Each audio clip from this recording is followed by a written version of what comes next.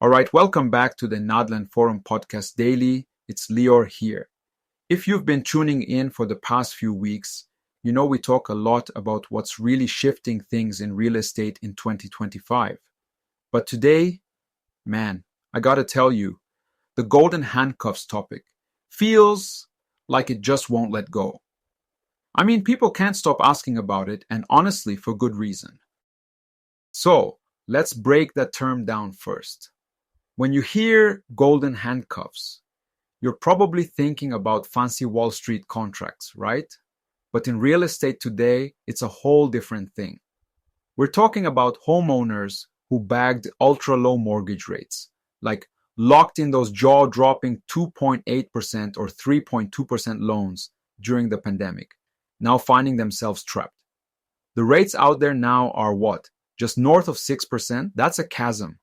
According to Realtor.com and the folks at Cotality, as of Q2 2025, over 52% of US homeowners have a mortgage under 4%.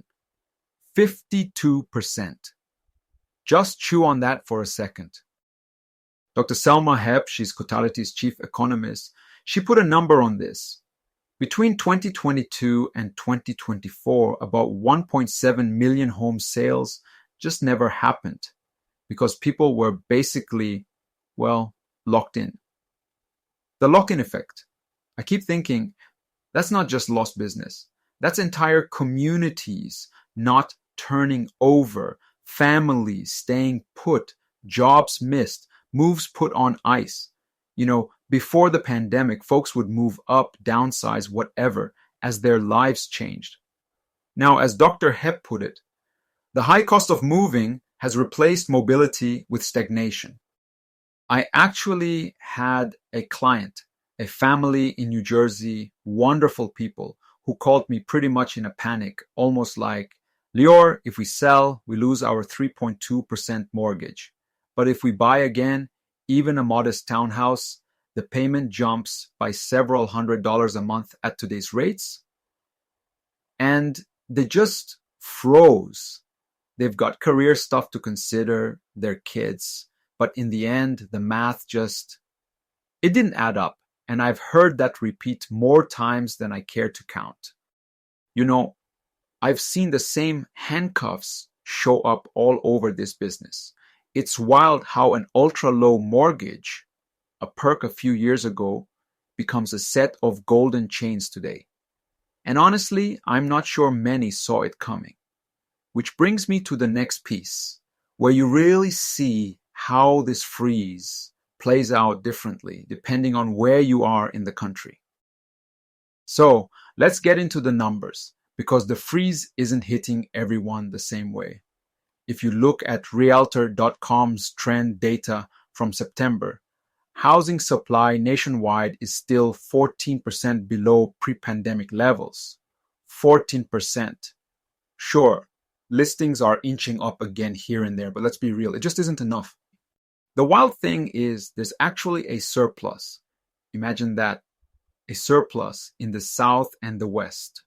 We're talking better than 2019 inventory in places like, say, suburban Nashville or Metro Phoenix. Part of it's all the new construction going on. Part of it's people moving around for work, but then you look at the Midwest and the Northeast, and it's a whole different ballgame.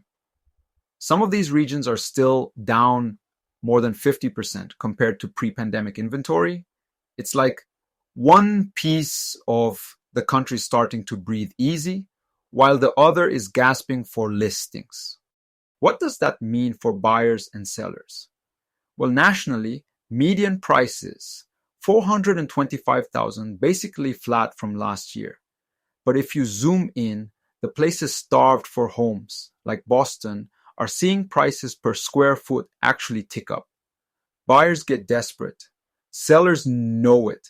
And suddenly, you have crazy competition for anything that's move-in ready. I remember looking at listings in Nashville recently. And even with the bump in inventory, homes sit a little longer, sure. But buyers have options. There are occasional price cuts, that kind of thing. Contrast that with Boston. Sellers have the upper hand. You see 20, 30 offers on a decent home, and it's back to the wild days, just with fewer people willing to sell. It's become ultra local, and the power in these negotiations shifts totally based on zip code. The overall takeaway here, we're not facing one housing market, we're facing a dozen. Each city or even block has its unique rhythm. And like we talked about in episode 4 on opportunity zones, some markets out west and in the south are booming because new housing is actually possible. Hi, Lustig. While tight, older cities, well, they're stuck waiting for someone to make a move. The pandemic really scrambled the map, but now everyone's just watching, waiting for the lock to break and inventory patterns to shift again. So that's the million-dollar question, yeah? When does this all break loose? Rates have slipped a little from last year's highs, but both buyers and sellers are still kind of, how should I say it, paralyzed, and homes are taking longer to sell. We're at about 62 days on market on average now, versus 55 this time last year. Sellers are bending, offering more concessions, sometimes even price cuts, but nothing huge is opening the floodgates. And every day I hear from folks thinking, maybe if rates drop another point, I'll list, or if prices soften enough, I'll buy. But per Dr. Hepp and a lot of analysts, that's not really moving the needle. Life doesn't wait for the perfect rate, right? You've got folks who need to move for jobs, for their kids' schools, health reasons, divorces, you name it. Those are the ones cracking the gridlock, whether they want to or not.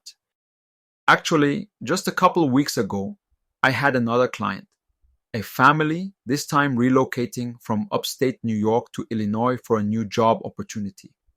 They loved their 3.8% mortgage, but that job, it wasn't going to wait. They bit the bullet, took out a new mortgage at just over 6%. And yeah, the payment stung. But life happens. And sometimes the golden handcuffs just have to come off. Funny enough, once they put their house on the market, they had multiple offers. Everyone hungry for those rare listings. So, will it take softer rates, or will life just keep forcing moves regardless? Probably a bit of both. Some forecasts say as rates slowly decline into 2026, we'll see more inventory trickle back, buyers edge in, maybe a bit more breathing room for everybody. But until then, we're in this awkward, delicate dance, waiting to see who blinks first. That's all for today's dive into the Golden Handcuffs gridlock. Appreciate you joining me as always. If you're out there wondering what move makes sense for you, you know where to find me, or hit up the Nadlan forum community. We'll be back soon to untangle some of the other knots in this crazy market. Until then, stay sharp.